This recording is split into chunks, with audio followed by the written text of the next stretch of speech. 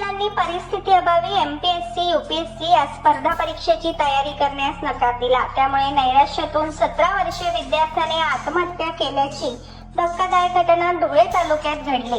केतन मोरे असे आत्महत्या केलेल्या विद्यार्थ्याचे नाव आहे। या घटनेमुळे सुत्रेपाडा गावासह धुळे तालुक्यात एकच खळबळ उडाली। या प्रकरणी धुळे तालुका पोलीस ठाण्यात आकस्मिक मृत्यूची नोंद करण्यात आली आहे।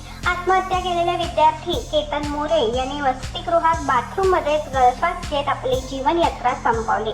तत्पूर्वी त्याने भिंतीवर सॉरी दादा ताई माझ्याकडे दुसरा पर्याय नाही असे लिहिले होते। पोलिसांनी सांगितले की सुत्रेपाडा तालुका धुळे येथील केतन मोरे हा अकलाड मोराणे येथील छत्रपती शिवाजी सैनिकी शाळेत शिकत होता। त्याला स्पर्धा परीक्षेच्या माध्यमातून अधिकारी होण्याची इच्छा होती।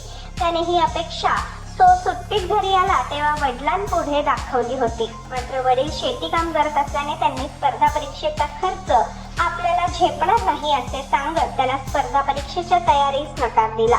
त्याची समजूत काढण्याचा प्रयत्न केला। ही गोष्ट केतनने मनाला लावून घेतली।